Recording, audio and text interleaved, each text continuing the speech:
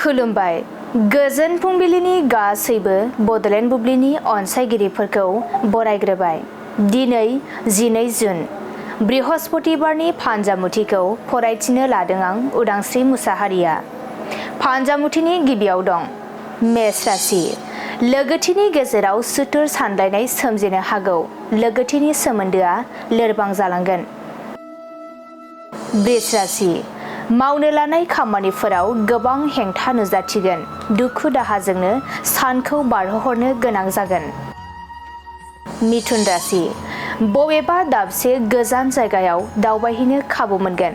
गोसोआव रंजाखांनाय फैगोन। मोजां सान। कर्क राशि। गावनि थांखि होसोनायाव आंगोनिफ्राय हेफाजाब मोनगोन। गोसोखौ थुलुंगाखांनाय मोनगोन। सिंह राशि। नोंथांनि सोलोंथाइ लानायाव गावनि आंगोफोरानो हेंथा होगोन। दुखुजोंनो गोसोखौ लोरबां मोनगोन। कन्या राशि।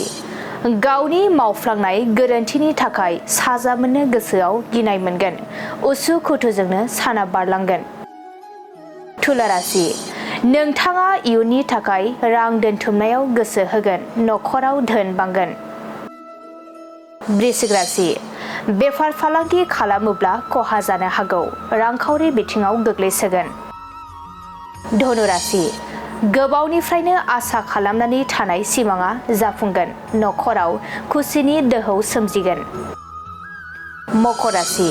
नोंथांनि देहायाव सानाय सुनाय जाखांनो हागौ।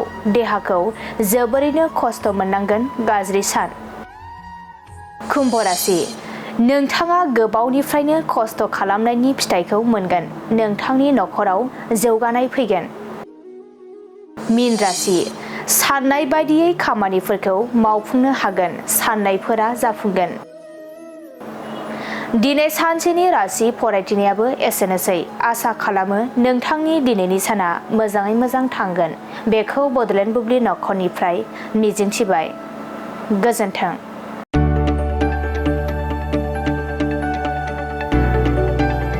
गोजोनथाव खौरां। बर'नि आंगोथार गोथाव ओंख्रि जानो मोजां मोनग्रा रायजो राजाफोरनि थाखाय गोजोनथाव खौरां। बर'नि आंगोथार ओंख्रि जानो मोजां मोनग्रा रायजो राजाफोरा बे गोदानै खुलिनाय लाइजौ हटेलाव हाबफैनो हागोन।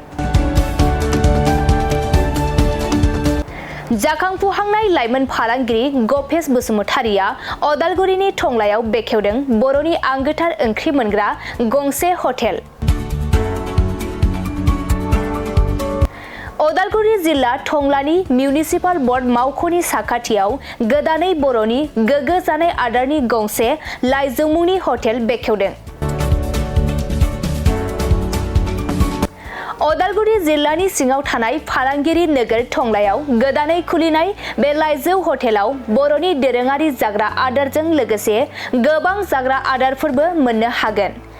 गोदानै बेखेवजानाय बे लाइजौ हटेलाव अमा बेदर, बोरमा, लकेल ना, साम', नारजि, अनला खारै, थास', मैथा आरो नाफाम आरो गोबां आइटेमफोरखौ मोननो हागोन।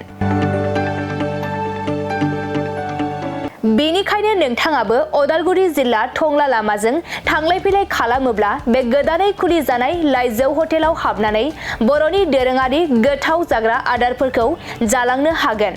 आरो नोंथाङा नैबे 9101758967 जानबुं नम्बरनि गेजेरजों खौरां लाहरनानै आबुङै मिथिना लानो हागोन।